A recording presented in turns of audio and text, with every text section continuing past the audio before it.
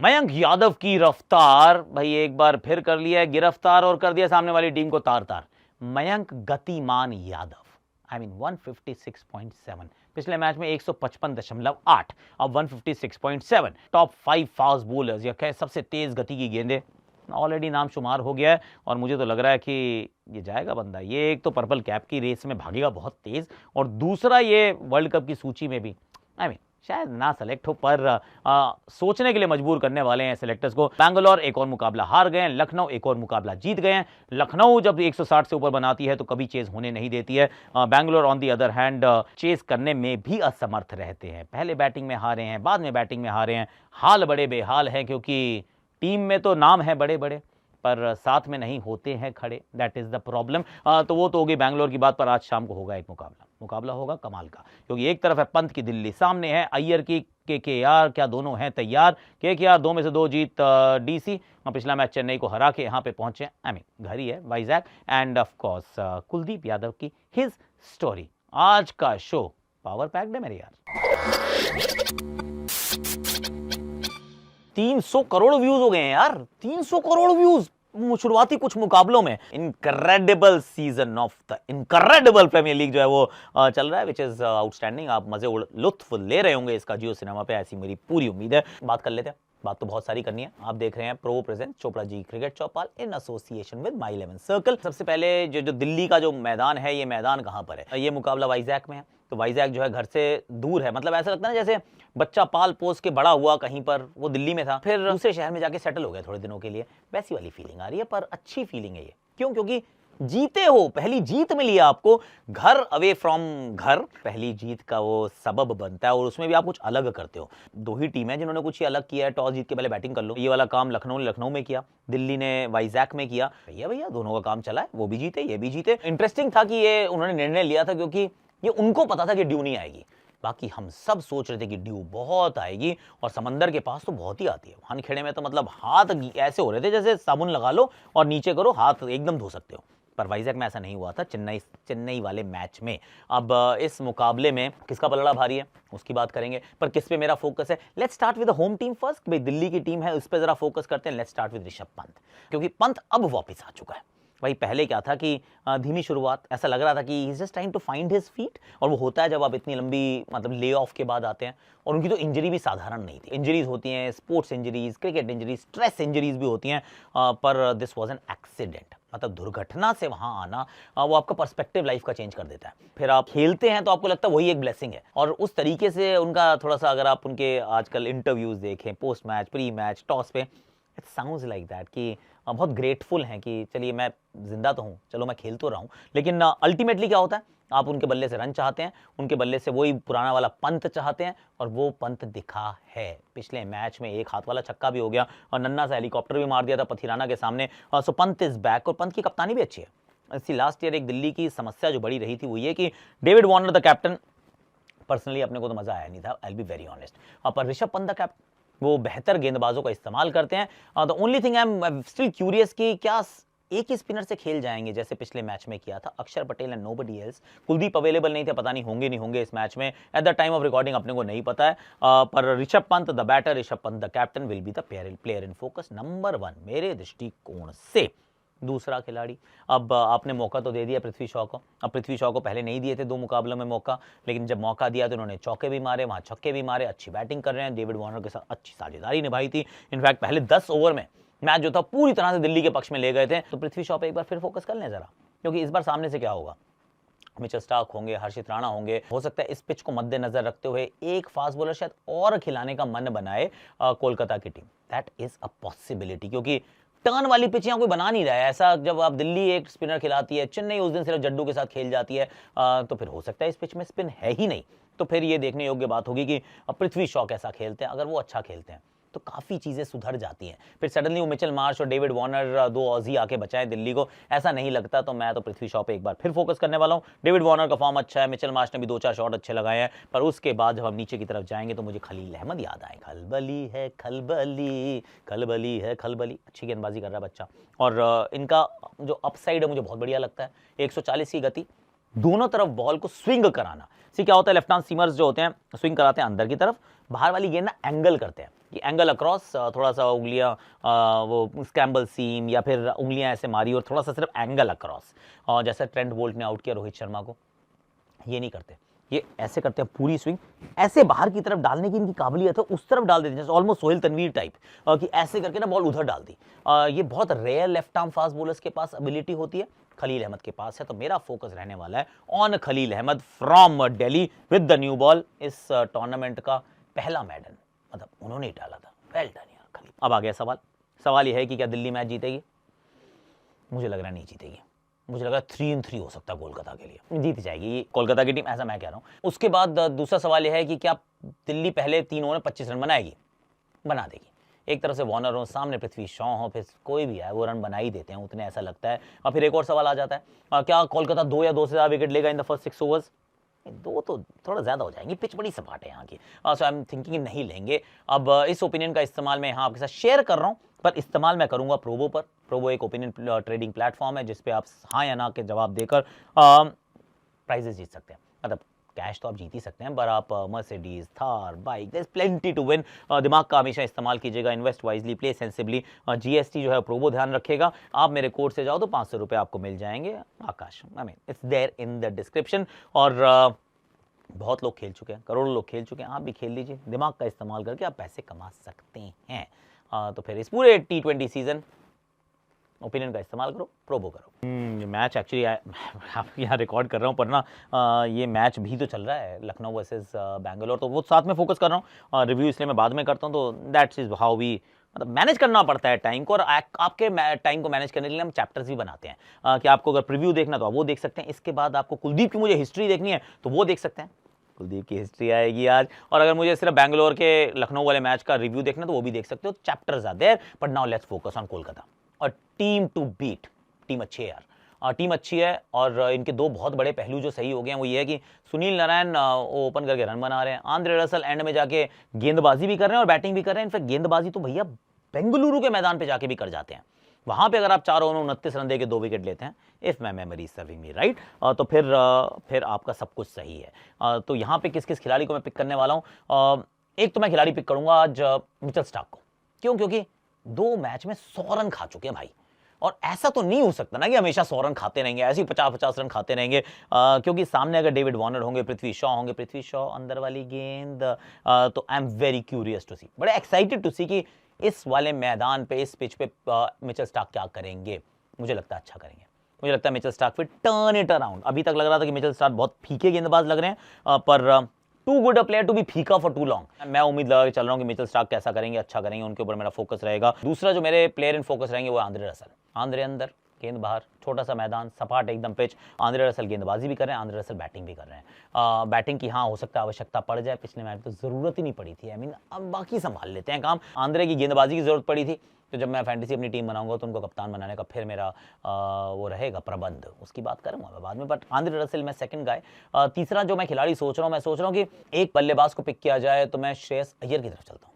Shreyas Iyer is good player, पिछले match में थोड़ी फॉर्म नजर आ गई थी और इनके रन बनाना जरूरी है। इसे वेंकटेश अय्यर रन बना चुके, फिल सॉल्ट बहुत अच्छा खेल रहे हैं, तो सॉल्ट भी स्वादानुसार टपाटप पिटाई अच्छा खेल रहे हैं। उनके साथ सुनील नारायण आएंगे, मुझे लगता है इस मैच में शायद पकड़े जाएंगे, खलील अहमद उनको पकड़ लेंगे शुरुआत में ही, पर उसके बाद 4 पे आएंगे Iyer, and that will be important, क्योंकि इस बार ना उनके सामने ऑनरेक नौकिया आएंगे, बाउंसर लगाएंगे, मुकेश कुमार से गेंदबाजी करवाई जाएगी। आई थिंक बाउंसर से उनका स्वागत किया जाएगा, पर बारातियों का स्वागत जो है वो बाउंसरों से किया जाए। I mean you get the drift right.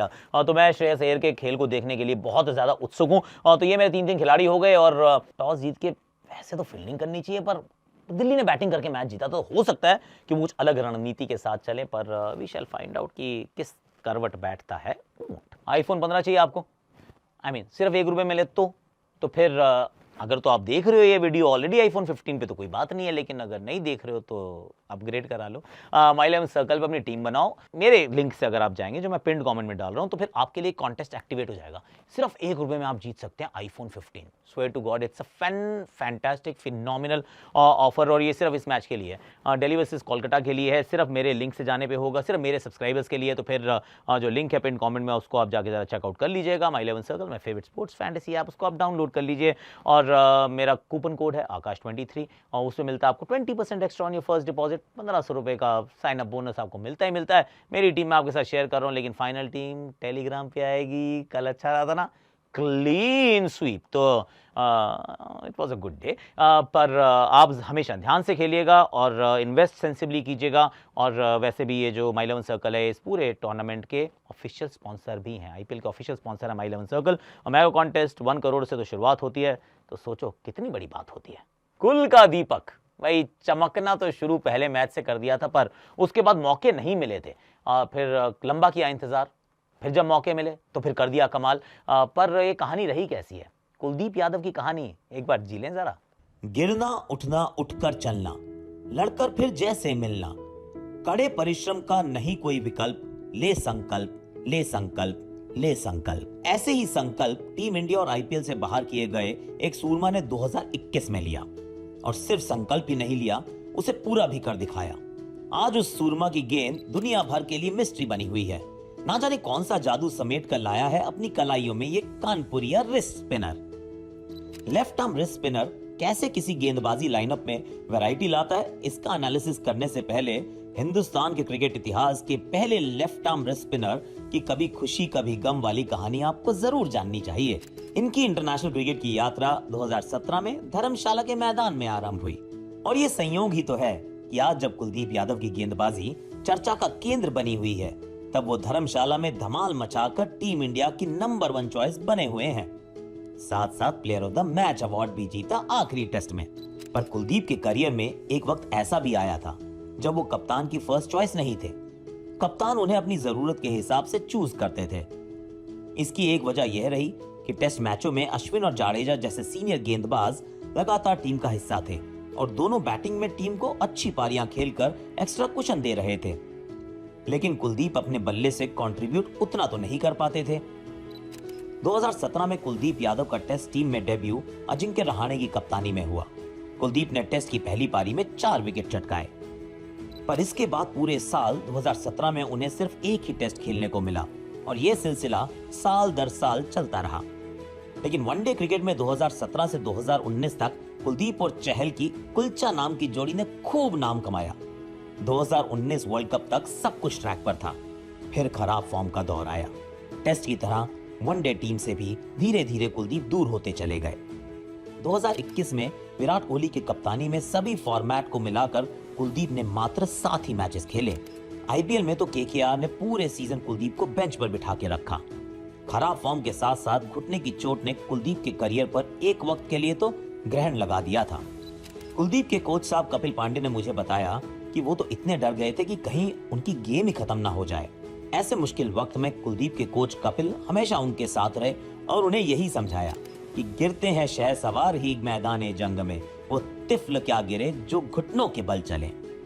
साथ ही कुलदीप के कोच ने उन्हें सलाह दी कि तुम टीम के अंदर बाहर होने के बारे में भूल जाओ और अपने प्रोसेस को ठीक कर बेसिक पर काम करो। कुलदीप की सर्जरी हुई और वो रिहैब के लिए बेंगलुरु की नेशनल क्रिकेट एकेडमी चले गए। वहां से जब वो कानपुर लौटे तब कोच कपिल पांडे के साथ शुरू हुआ कुलदीप 2.0 का सफर। इंडिया के लिए खेल चुके कुलदीप पुराने दिनों की तरह घंटों ट्रेनिंग और बॉलिंग के लिए मैदान पर वक्त बिताने लगे। कुलदीप के कोच कपिल पांडे जी ने हमें बताया कि भाई उसे ना तो दिन का पता चलता था ना रात का। दोपहर में ब्रेक के वक्त कुलदीप खाना खाने घर भी नहीं जाते थे, मैदान पर ही लंच होता था। रात में 12 बजे भी कई बार कुलदीप को समझाना पड़ता था कि अब तो आराम कर लो, कल आ जाना प्रैक्टिस करने। जिस तरह आग में तपकर ही सोना कुंदन बनता है, उसी तरह कुलदीप भी खुद को जला रहे थे। हिंदुस्तान के बेस्ट स्पिनर बनने की जिद जो पल रही थी उनके अंदर।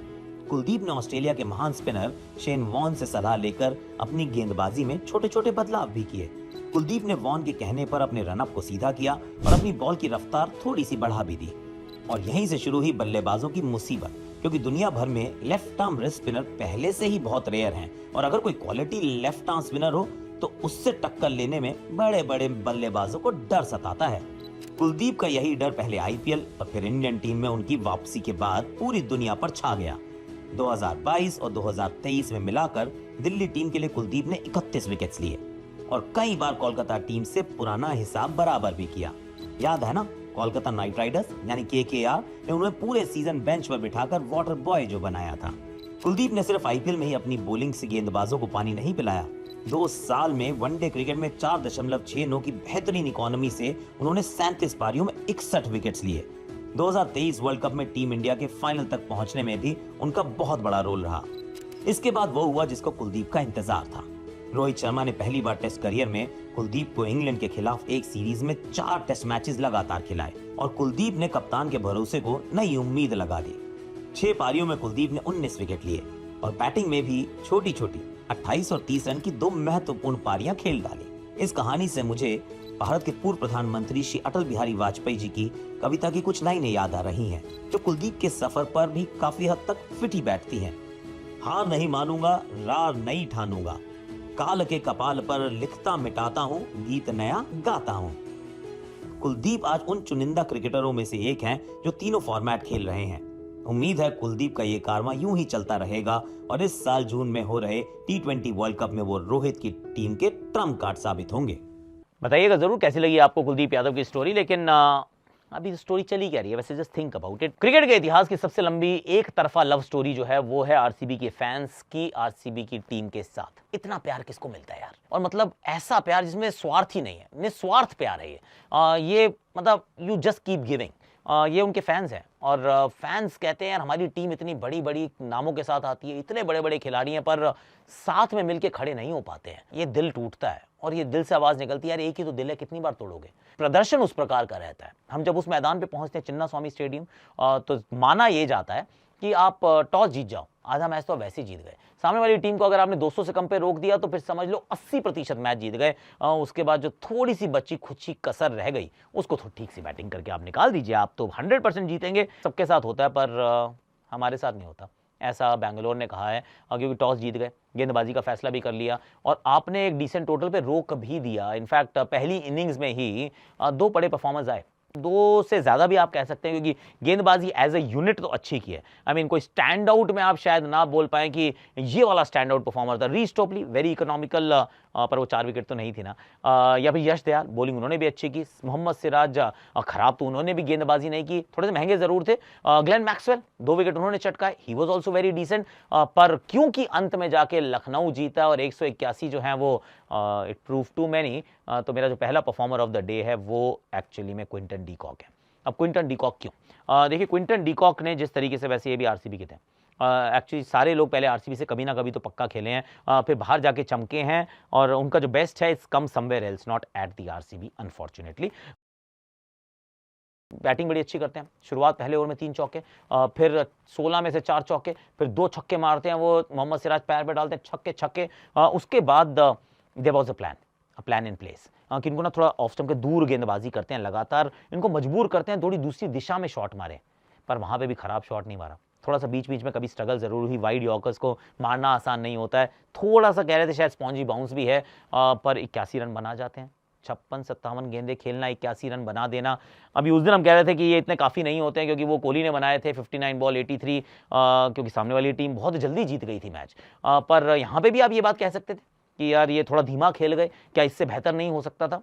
परहैप्स हो सकता था, पर in the context of the game, क्योंकि आप मैच का रिजल्ट से आपको जज करना पड़ेगा। आप कहेंगे Quinton de Kock, Quinton ton very nice, 81 run महत्वपूर्ण रन, क्योंकि केएल राहुल बहुत साधारण सी पारी थी, बहुत अच्छी तो नहीं थी। 3 नंबर पे देवदत्त पाटिकल, उनके बल्ले से अच्छी बॉल नहीं लग रही है, बहुत थोड़ी देर तक स्टोइनिस का बल्ला चलता है, पर अभी भी वो ना सिर्फ फ्लैशेज आ रही हैं। तो फिर ऐसे में अगर आप सोचोगे तो कहोगे यार ये बहुत इंपॉर्टेंट पारी थी। तो Quinton de Kock my first performer of the day, but the second one was Nicholas Pooran. भाई निकी पी क्या प्लेयर है यार, क्या गजब प्लेयर है भाई गॉड। बहुत कम बैटिंग कर रहे हैं, मैंने कल भी हम यही कह रहे थे कि ऊपर आ जाओ प्रभु, क्या कर रहे हो? क्योंकि अगर आपके पास शमशीर है, यानी कि आपके पास है वर्ल्ड की सबसे अच्छी तलवार, तो मयान में रख के क्या फायदा? मयान में वो शमशीर हो या कागज की हो या फिर नाई हो, क्या ही फर्क पड़ता है, क्योंकि उसका इस्तेमाल नहीं कर रहे आप। यहाँ पे क्या हो रहा है कि इतना सा रोल दे रहे हो आप अपने मेन लीड एक्टर को। भाई आपने अपनी फिल्म में कास्ट किया शाहरुख खान को और कहा कि ऐसा करो आप एंड के 20 मिनट में आना, ऐसा होगा क्या? नहीं होगा ना।